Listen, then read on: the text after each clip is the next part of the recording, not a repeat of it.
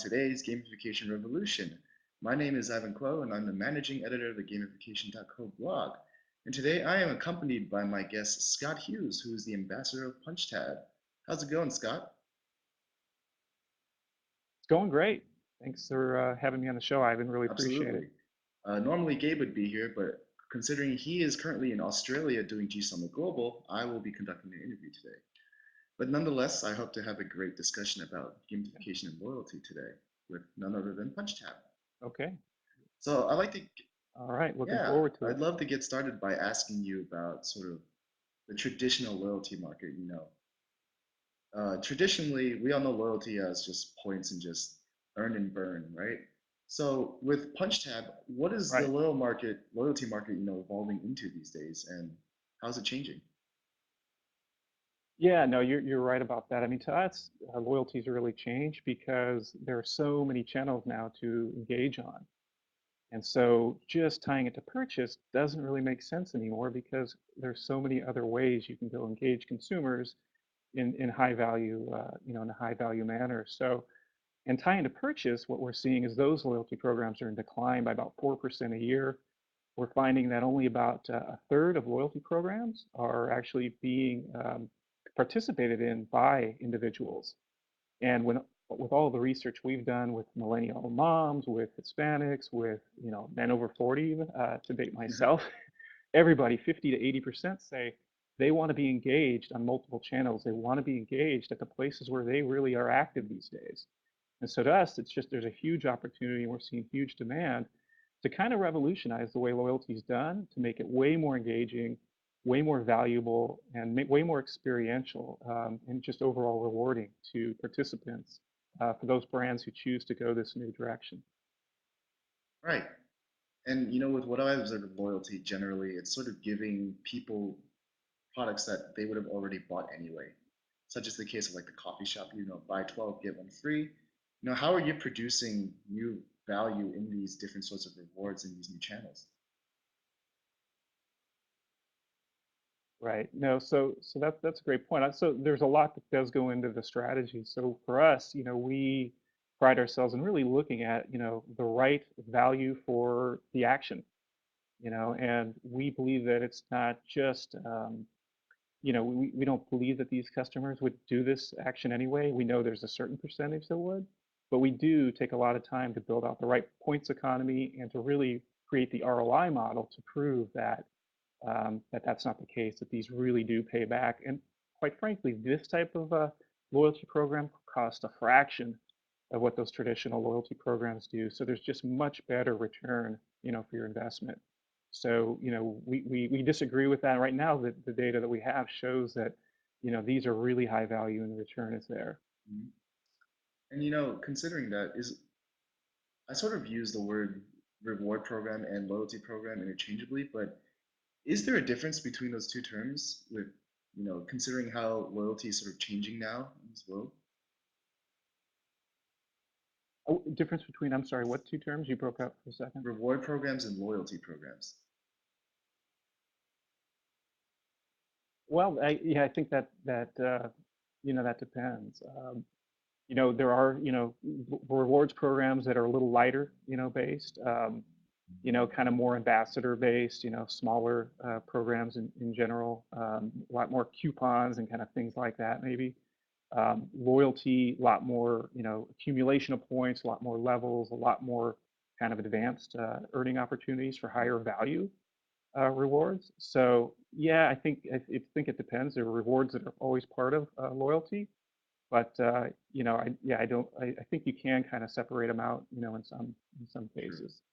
Not necessarily are they one and the same. Sometimes rewards programs are more temporary than the long-term loyalty. Yeah. Looking back to prizes, I would say what the new age of digital loyalty has enabled is the proliferation of just non-physical digital rewards. How has sort of PunchTab approached that Right. with your sort of offerings? Yeah, well, we really look at the currency that makes sense, for the use case. So in some cases, it might be a privilege of some sort, a low cost privilege. In some cases, it might be like in the case of Alexia Foods, they're a division of ConAgra. Their fan base, their ambassador base, was really into the foodie badge, believe it or not. As a starting point, it just that was kind of the symbol of them being part of this special club. Now from there, they went on to earn some special, tangible rewards as well as they rated and reviewed products, watched videos, shared those videos out, and so forth. Um, but for us, it's really just, yeah, looking at really the right balance of currency. And I think that's the thing. It's a great point that with virtual rewards, things like experiences, status, reputation, special access, you can mix those things in so you can really kind of get that economy right in terms of the currency that you use. So you just have so much more available in terms of the rewards. So again, to make it cost effective to kind of meet any budget need, we do have a lot more tools and capabilities at our disposal. Gabe likes to talk about the SAPS model in which he lists what motivates people. And SAPS is defined as status, access, Right. power, and stuff. So, Gabe Yep. says status is the top thing. Would you find that that's true for sort of your offerings as well? How you perceive your, Well, I think yeah, status. Not in every case. No, I think in communities. In fact, I worked for a leading community platform provider a couple of years ago, and certainly in communities like tech support, communities, right? Um, in those kind of communities, yeah, status is huge, right? Everybody wants to be the expert. They want to show off. I remember people just, to be at that special rank and get that special title, as VIP or beauty queen. I remember on Sephora's website, it was like this high status that you could aspire to. And so in community settings, yeah, I think status makes more sense. But for a lot of the brands we deal with, CPG and consumer companies that we deal with, stuff is important. I mean, and that's why we built in and I know to some gamification companies, more of the generic kind of ones out there, they haven't gone to integrate the stuff part of it in. And I think that's a mistake for B2C companies because quite frankly, and let's face it, we all like companies for the services and products they provide.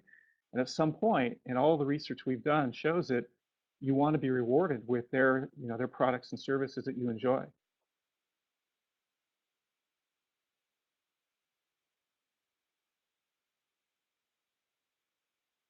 Yeah, I'm losing you, Ivan. You're spinning on me right now. I'm back? Back? Should be back right now. There you are. You're back.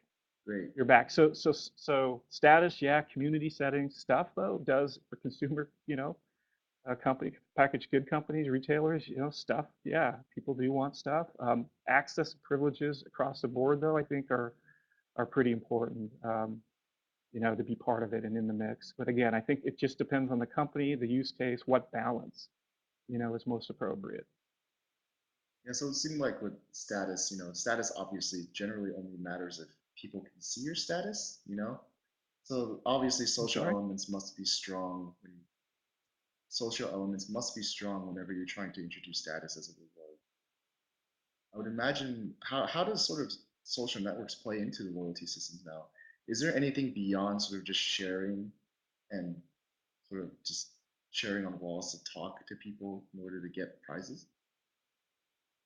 Um, yeah, there's a lot more than that. I mean, there's sharing, there's commenting, there's referrals out on social networks. There's liking and tweeting and retweeting and uploading photos and pinning, and it just every day there's something new, and it's also, you can also tie it back, to kind of the core web property as well, right? So it's not just doing it there; it's doing it off on that maybe that spoke, and then coming back to the hub. So to us, it's kind of a holistic thing, Yeah. and it's just about how do you keep that engagement experience kind of holistic, tied together, and really engaging, as a whole. So that's kind of how we look at it. I like that you use the word holistic. Could you sort of dive into what PunchTab's holistic philosophy is for loyalty? Because that's kind of awesome. All right. Well, yeah, I think holistic in a number of ways. One, holistic in that, unlike a lot of vendors out there, we are really concerned about solving problems that our customers have. So we will offer the complete solution. So instead of just providing some, oops, lost you for a second. So instead of just providing some, kind of fancy training enablement services, if our brands don't have the resources to do what it takes to be successful, we will provide everything end to end. To us, it's about making them successful. And so that's one of the kind of definitions of holistic is what's the problem we're trying to solve? And do they have an agency that can do it? Can they do it with their IT staff, a little bit of their own web development help? Or do we just need to own it all? Because that's the way they're most likely to be successful. So that's one way I think that we're different. And by the way, by doing that, every one of our licenses has been, or our subscriptions has been deployed. So we've got 100% success on deployment right now. And I know for a fact nobody else can claim that. And I think they can't claim that because they're not willing to roll up their sleeves because it messes up the SaaS business model. And we've just Yeah. kind of said, we pushed that aside a little bit and said, you know what?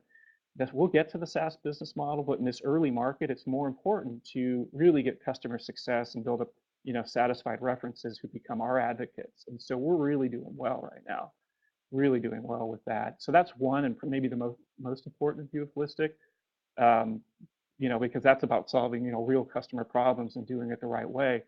The other view, of holistic that we have, I mean, omni in and of itself is everything. So it's wherever, whenever, however.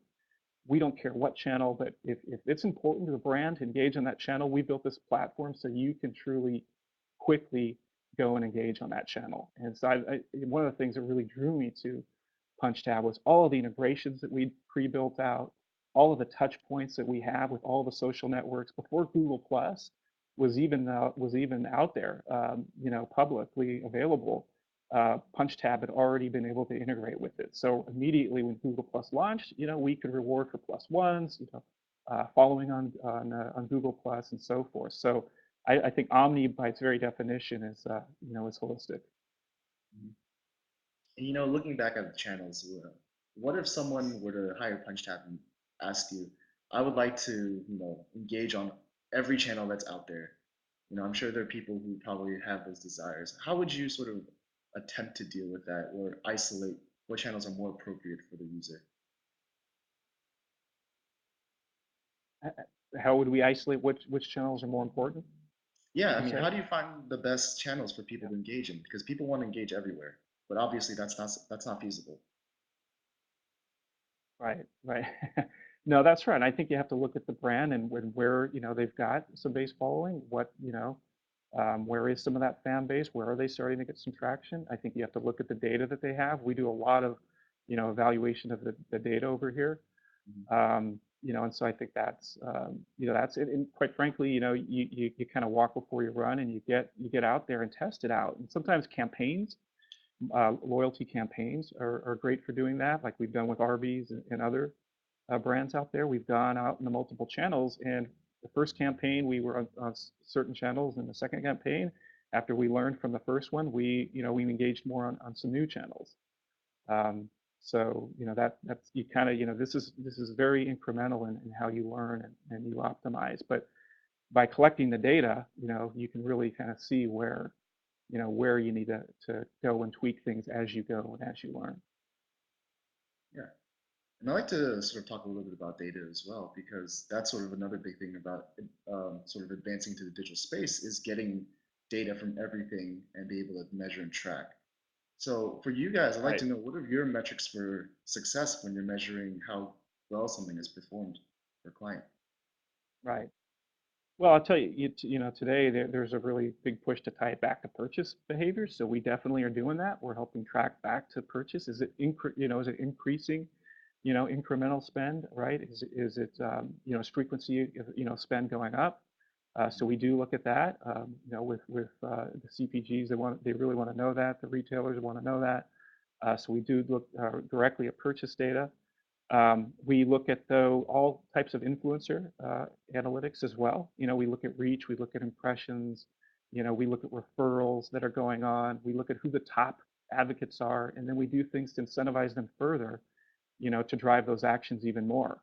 And so, we really, again, look at kind of, what needles are, what's moving the needles, and then from there, we just continue to help optimize.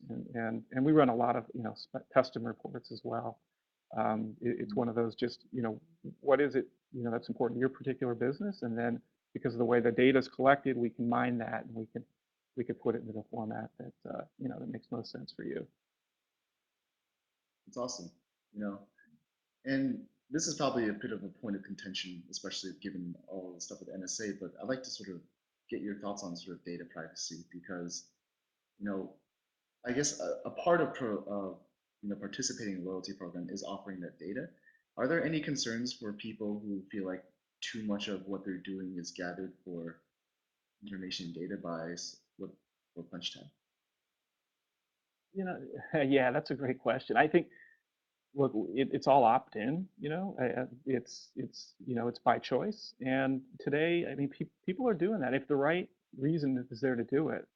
And again, that goes back to the strategy. Is the right motivation there? Are we providing the right incentive? And then, I mean, even more importantly, are the right safeguards there? And I think that's, it's really important to make sure you've got all the compliance in place. I mean, I know that there are some that have really stayed away from collecting any, of that personal information. But the problem is if you do that, you're just not going to really get the whole perspective on that customer. Right. You're not going to really get the valuable, rich, demographics, sociographic, all of that information that you need to kind of really understand and provide a more compelling, experience going forward to engage long term with that customer. So for us, we've gone and done the trustee, certification and several others, Safe Harbor and a number of others. And I think most, vendors will get there because I think they'll realize that if you don't, tie it to that, if you don't have that unique, profile and really get that whole view of the customer, the value for long-term engagement is kind of limited in our view. Mhm. And a lot of people would argue that thing about opt-in, it's that gamification is some type of manipulation in which people don't know that they're being played or that they're playing for meaningless rewards. Would you argue that if Right. a sort of system is opt-in, could it possibly be manipulative if you're opting in to do it in the first place? I don't think so. I mean, I think, people know for the most part, you know what you're getting into. You make the choice to do it, and if you want out, you get out. When you're not having fun, when it's not engaging, when it's not rewarding you in a valuable way, then you opt out of it. But today, I mean, these are so pervasive, these programs, and I just think it's cultural. It's kind of a way of life right now. The Yeah. people who are really concerned about privacy, I mean, they'll stay off the grid, so to speak. They just, they won't participate. But there's so much of a population that will that, that's not a big concern. But I do think game design can be done poorly, where it feels really gamey and it feels, maybe like you're trying to manipulate me into something, and I just would choose to avoid those programs. Yeah. Yeah. I sort of would like to get your opinions on sort of that game design aspect and gamification as it stands now because I feel like gamification is maturing at a steady rate. People are sort of understanding the differences between game design and gamification now, but I feel like there's more Right. places to be explored, in the gamification space. What are your thoughts on gamification and where it can be, especially with this new year coming up? Well, again, I think, I don't know, some of the use cases I think are just not gonna pan out. I mean, I think, obviously the community use case is a good one. I think onboarding, Mhm. is a good one on the employee facing, side. Loyalty, is a fantastic one, but again, I don't really equate that completely with gamification. There's some game mechanics that are part of it, but I don't really think of that as gamification. I do think in general, what's going to happen with gamification is just it's becoming more, where it has to be embedded, it has to be really well done, white labeled, so that it's seamless and it feels really natural. I think the whole kind of generic widget, points, leaderboards, badges, that's gotten kind of stale. So I think, going forward, you're not going to see companies want to, any major brands want to sign up, to that. They're going to want really custom, personalized, white label, something that's really solution oriented and integrated with their whole ecosystem. I think that's pretty important. Going back to the idea of feeling natural. I feel like the addition of points to anything that's never had points to it before is inherently unnatural. So how do you sort of, you know, account for that difference? How can you make something feel more natural with your approach? Again, I think it gets back to just kind of knowing the use case and knowing what drives behaviors. I mean, again, this is more behavioral than transactional. And I think if you're getting to the motivation, you're getting to the behavior, behind it, for the setting, then I think that, again, the rewards are secondary, and you don't have to use points either. So, Yeah, I think that's kind of the two ways. Think of it more behaviorally, and think of it more, which rewards work in this setting, or which currency, more accurately, works in this setting. And then I think, again, do that right. If you analyze that right, you'll be okay. yeah. Oh yeah, and before you mentioned earlier that you don't feel like loyalty is necessarily gamification itself. How would you sort of define that difference between the two? That's a yeah, it's a good question. I think loyalty programs and points for loyalty have been around long ago. Before a lot of the video games and things like that. So if you can go which was first, the cart or the horse. But you don't the things like just the leaderboards and things like that aren't really as important in loyalty. I think in the loyalty programs, what's more important are levels that represent higher levels of status and earning opportunities. And I think more than just, you're unlocking something and winning something, it's more about I'm earning something. I'm earning Right. something because I'm contributing something that's desirable to the brand.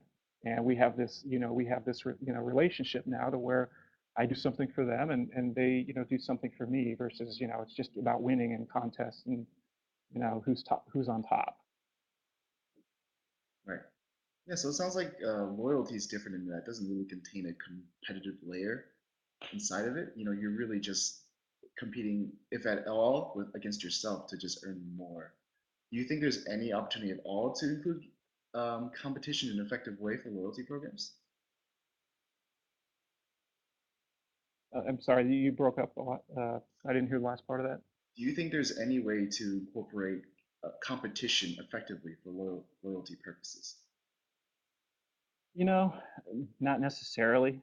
Um, Possibly in some settings. Off the top of my head, I can't think of one. I think when it comes to loyalty, I mean, it's more of an individual thing. I mean, I'm a platinum American Airlines, and I don't care if the next guy is or isn't.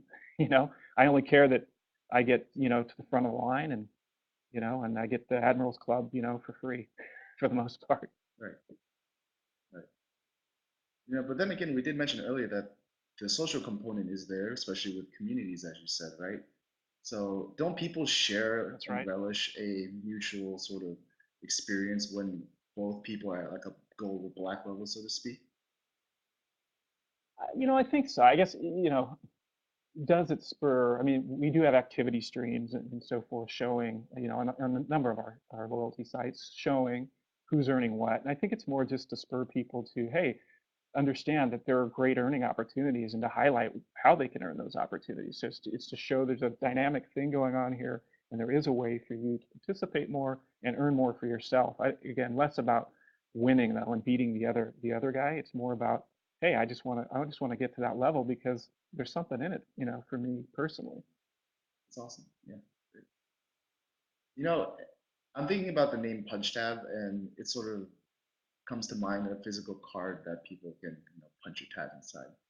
Does Right. PunchTab have any physical offerings or any plans to expand into, I guess, the consumer world as we know it now to replace sort of burn and earn Well, I think programs? kind of interesting. Like, if you look at Panera Bread, they have their card, their My Panera card, and they look at us as a layer to kind of activate and kind of energize their My Panera program. In fact, there you can go look at it on your own time. But there is a program right now, a campaign we're running to do just that, to kind of layer on top of their loyalty program and to kind of help them engage and understand, their content strategy a little more, and how do you really engage the different segments, and then how do you tie that back into creating a higher value loyalty program where it increases the frequency, of spend a little bit more per customer, and gets the customer a lot more, engaged with them just overall. So, I think right now it's a little more, complimentary. I think there are,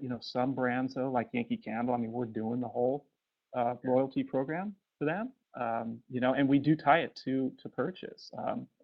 So again, we don't shy away from that. We think you have to tie loyalty to purchase. We have this redemption catalog. We take care of the redemption, services there.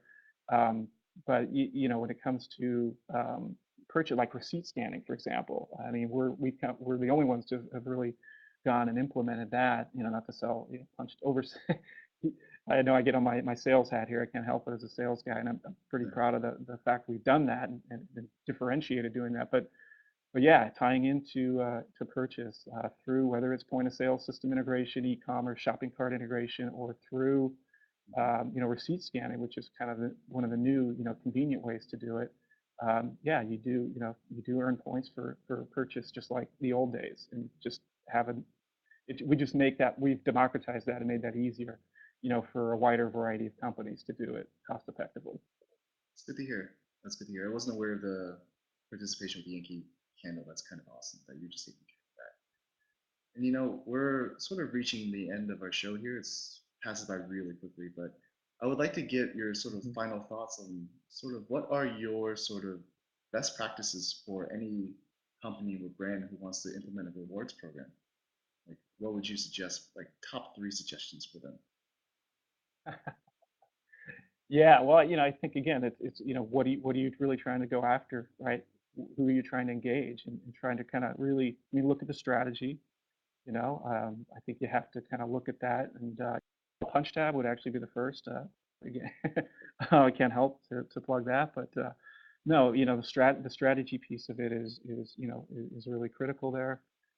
We have, for example, spent a lot of time on research to kind of help brands really think about it.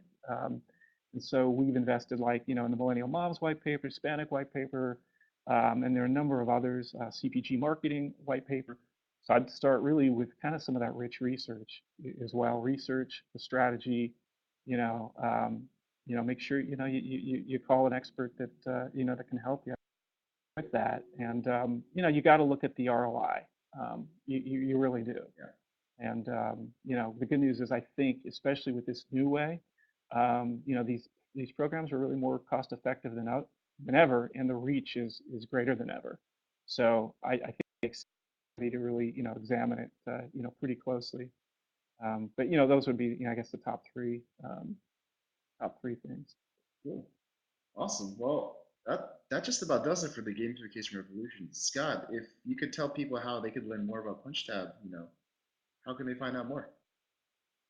Yeah, go to our, just punchtab.com. There's rich resources there. We have a Get More Engagement blog too. That's got a lot of traffic, a lot of valuable material. So that would direct you there to pick up those white papers that I spoke of. Again, those are really quite popular. Um, and if you're interested, you can even sign up for a free account. We're courageous enough to offer a freemium version still. In fact, we yesterday number one, according to Website Magazine, trafficked website for loyalty and engagement. So by all means, go check out why people are coming to our site, and we'd really really appreciate even more traffic. Wonderful. Well, Scott, thank you for coming on today's gamification revolution. It's been really awesome. My name is Hey, Ivan you're Quo. welcome. Hey, Yeah. yeah. Oh, I'm sorry, you broke up for a second there. Yeah, no, thank you for coming on. It's always nice to have a voice from the loyalty industry come and chime in on gamification. No, hey, we're really glad to do it at any time. It was our privilege today, and we appreciate you giving us the opportunity to share a little bit about PunchTab, and really enjoy your forum and organization. So thanks again. My pleasure. Well, that about wraps it up for today's gamification revolution. My name is Ivan Quo. You can find us and our writings at gamification.co, and you can peep out our newest G Summit 2014 event at gsummer.com. Early bird tickets are now available, so you can go and buy tickets at a cheap price. And we'll be back next Thursday with a lovely guest, and we'll see you all soon in the world of gamification. So, as Gabe Zuckerman would say, keep having fun. See ya. All right. Thank you.